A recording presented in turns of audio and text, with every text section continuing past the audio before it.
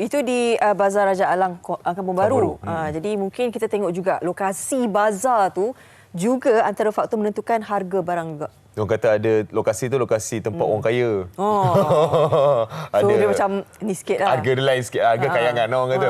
Tapi kalau kita membeli makanan, kita pastinya ingin makanan yang elok. Kualiti lah. Kalau harga tu kena dengan dia punya ni, rasa dia kalau kita dah beli mahal, kalau kita bawa balik makanan tu elok tak apa. Okey, lega hati tu. Tapi kalau kita mungkin dah bawa balik, tiba-tiba ada pula yang basi, ada yang berbau. Itu mungkin yang menjadi menyebabkan ramai komen di Facebook MHR TV3 yang terkilan dengan kualiti. Ada beberapa makanan yang kita baca dekat dalam ni ada yang agak mengecewakan lah, pasal harga lah, pasal kualiti lah. Itu adalah antara soalan-soalan yang kita akan bertanya kepada Yang di-Pertua Persatuan Penjaja-Penjaja dan Peniaga-Peniaga Kecil Melayu Wilayah Persekutuan, iaitu Datuk Muhammad Abdullah.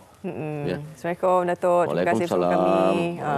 Tadi kita dah tunjuk sedikit, itu hanya satu bazar. Tahun ni tengok, ada yang bazar paling panjang dia tu. Dekat Sungai Petani dan sebagainya tu. Tapi itu kita nak cakap berkenaan dengan harga. Macam mana sebenarnya harga ni? Tadi ayam sebelah RM15, seekor RM30. Macam mana nak menentukan harga tu? Datuk sendirilah kan sebagai... Pada saya, pembeli mempunyai pilihan untuk beli. Dan dalam masa yang sama, peniaga dan penjaja kecil ni dia perlukan keuntungan, maknanya sebislah.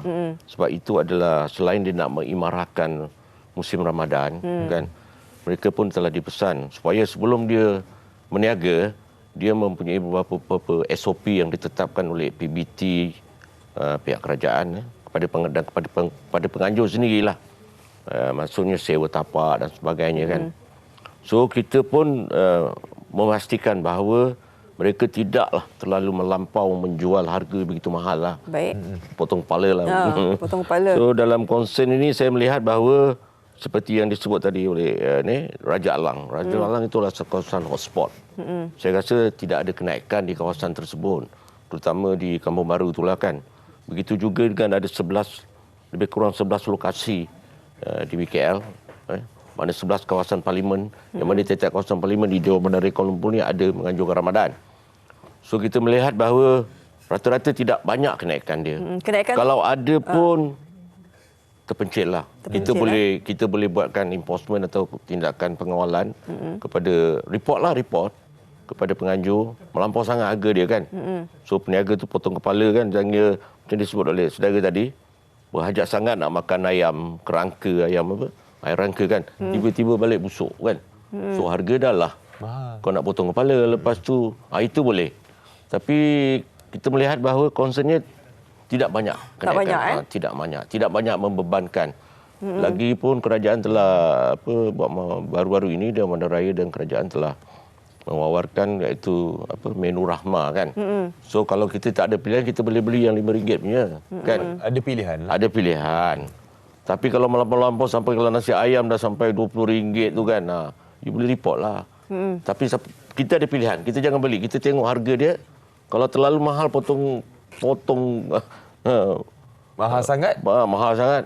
Jangan beli. Jangan belilah, beli yang lain. Bagaimana peniaga menentukan harga makanan dekat Bazar Ramadan? Adakah semua ada guideline? Ada guideline. Contohnya tepung pelita. Kita ada daftar harga dia last year, kan. Kita tengok katakan yang popular tepung pelita sampai queue nak beli, kan. Betul.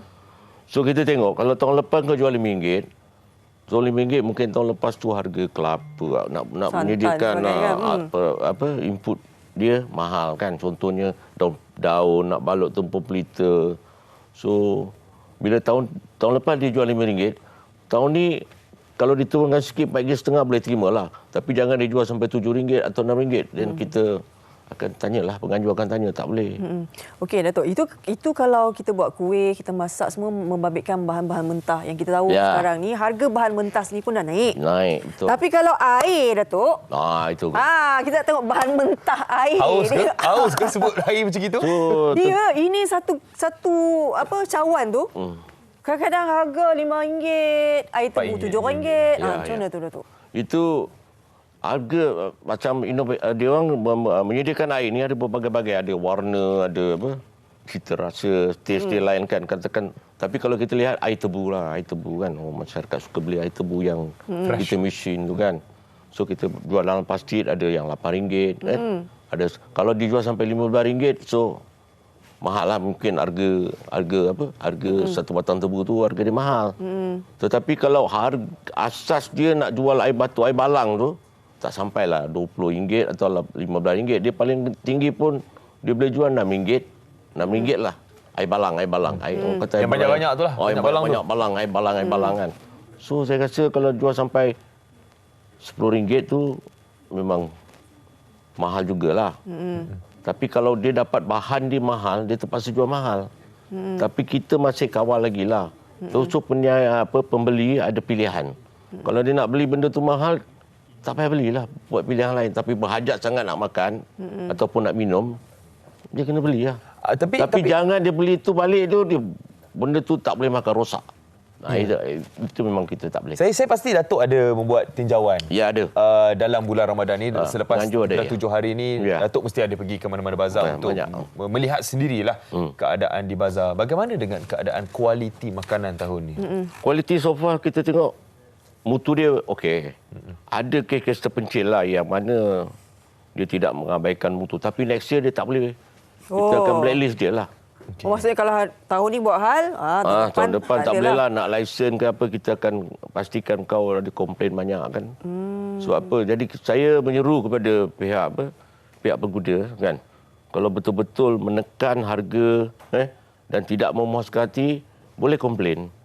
Boleh bagi tahu gerai ni sekian, ambil nombor gerai dia dan sebagainya kan. Itu nak komplain kat mana, Datuk? Komplain kat penganjur dulu. Penganjur akan bawa benda tu ataupun dia terus pergi pada DBKL ataupun pihak berkuasa tempatan. Memang buat aduan terus. Jadi mereka akan datang ke tapak, pastikan SOP yang tertentu, macam dia ada inject typhoid dan sebagainya kan. Kalau penyediaan makanan dia memang ada, sebelum lesen dikeluarkan, kita ada SOP yang tertentu untuk mempamerkan supaya mereka boleh mengoperasi makanan lah ataupun minuman. Okey, berbanding dengan tahun sebelum ni, lapor pula tunjuk bulat-bulat kau nasi kau. Macam ni dia kena tutup kan. Kena kebersihan pun kena jaga. Kebersihan kita pasti jagalah. Okey. Kalau berbanding dengan tahun sebelum ni, bagaimana dengan harga tapak? Sebab itu juga menjadi antara faktor juga kenaikan barang ni. Ya, kita kalau kawasan ni macam kawasan sewa tapak, dia terpaksa bayar lesen. Lepas tu dia kena buat penjagaan, maintenance, kawalan lalu lintas. So tapaknya rata-ratanya harga dia tidak seperti tahun lepas jugalah. Satu tapak lebih kurang RM400. RM400 untuk kawasan-kawasan yang jauh sikit daripada bandar lah. Tapi macam disebut tadi, kawasan yang memang lokaliti dia permintaan ramai kan. Tapak tu memang mahal lah, tapi tidak semahal yang kami tahu di PPKWP paling tinggi pun kita sewakan RM450 ke RM500 untuk satu tapak. Satu tapak perniagaan. Itu harga untuk sebulan ke sehari? Sebulan. Sebab lesen kita takut lah kita. Okey, tapi ada satu artikel tu. Kita nak tunjukkan sekarang ni artikel tersebut. Ayanda tapak bazar hisap darah. Takut. Ini tak adalah, ini memang. Ni macam mana tu? Ini kita menolak betul lah. Sebab mustahil lah satu tapak juadah you nak jual sampai RM20,000, RM30,000 macam disebut tu kan. Memang tak masuk akal lah. So kita kena report lah. Sebab tapi tak masuk akal lah. Pasal juadah you nak jual sampai. Yalah, sebab kita tahu. Kalau dah sewa tapak sampai RM30,000 nak jual makanan macam mana bos? Tak masuk akal tu. Sebab kita tahu tapak bazar ni kadang-kadang menjadi rebutan tau. Orang siap bid kan. That's why Dewan Bandar Kuala Lumpur dia mengawal dari segi pengeluaran lesen dan sebagainya. Lesen tu terlalu murah. Tapi kenapa penganjur nak charge sampai begitu mahal?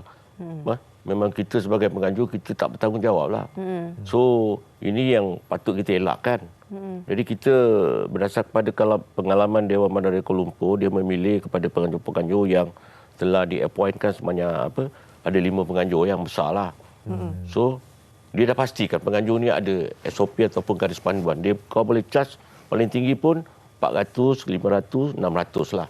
Paling tinggi kalau disediakan kanopi yang besar, disediakan peralatan, apron. Lepas tu kawasan tu terlalu sempit, ada pengawalan lalu lintas. terpaksa guna 4 ataupun 5 rela kan untuk kawal keselesaan pengunjung kan.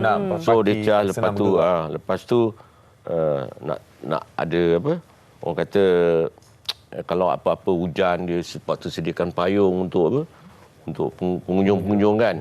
Dia ada satu tempat. Jadi kalau ada emergency dia terpaksa adakan pejabat untuk ataupun kemah urus dia untuk bawa yang orang yang tak boleh berjalan wheelchair atau nak sebagai kursi roda kan. So ini mungkin paling tinggi pun kita akan macam di Desa Pandan kan, kita pastikan di kawasan-kawasan tu paling tinggi pun 400-500 paling tinggi lah. Ya, tapi kalau kita tengok dekat Facebook, meriah sekarang ni, Tok. Banyak soalan-soalan yang nak ditanya dengan Datuk. Sekarang jom kita tengok sekarang ni antara satu soalan yang kita nak tanya. Okey.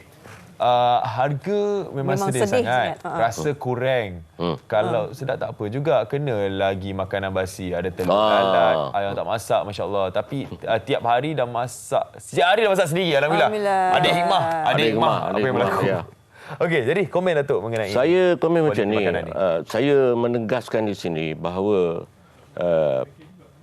penjual, peniaga, pastikanlah bahawa kalau nak buat perniagaan mesti ikhlas. Dan kita tahu ini adalah bulan Ramadan. Selain orang Melayu, orang Islam membeli, kita ada pengunjung-pengunjung luar macam di Raja Alang kita tahu kan. Banyak turis yang bersama-sama untuk mengimarahkan Ramadan. So macam yang disebut tadi, memang meriah. Tapi kalau makanan tak ada kualiti, saya rasa sekali je lah. You datang round sekali, you beli, balik, you nak buka puasa, masa tu you tak dapat rasa. You balik, you nak rasa, you nak buka puasa. Tiba-tiba kecewa, bos. Makan-makan makanan tak sedap, basi. Beli rangka ayam tu jadi hitam kan. Ini satu yang tak patut lah. Pada saya, wajib tak patut. Jadi kalau dah ada perkara-perkara begini, bagi tahu gerai mana kau beli, mana kat mana. Aduan lah. So, buat aduan. So, kita beli makanan tentu kita lihat dari segi aroma dia, bau, rasa. Kita tengok warna, kita tahu makanan ni bagus, sedap kan. So, saya rasa ini salah satu kriteria yang perlu kita bagi tahu kepada pengunjung. Tapi kalau makanan tu dah bara, kita tengok di queue panjangan. Confirm ni okey lah. Tapi kalau dia terpencil, so kalau nak try, you try first. Lepas tu second time, kalau dia sedap, bagi tahu kawan-kawan, ni sedap ni, harga murah, ada kualiti. Mana kita ada pilihan. Peniaga-peniaga pun nak cari rezeki. Ya, bos. Betul. Pembeli, betul bos. Betul? Pembeli kena bijak sebenarnya untuk membeli kan. Pembeli kena bijak. Dan juga peniaga juga pun kenalah juga bijak. Jujurlah dalam berniaga. Jujur dalam berniaga. Kalau benda tu kita beli sekali macam sedap, orang akan datang lagi. Betul? Kan. Kita jaga kualiti, quality over quantity. Kan kita cuba untuk bagi kualiti yang terbaik, nanti akan sampailah kuantiti tu. Jadi itulah dia antara komen mengenai harga makanan di Bazar Ramadan oleh Datuk Muhammad Abdullah yang di-Ketua Persatuan Penjaja-Penjaja dan Peniaga-Peniaga Kecil Melayu Wilayah Persekutuan. Terima kasih Datuk sebab sudi bersama kami hari ini. Selamat puasa. Amin.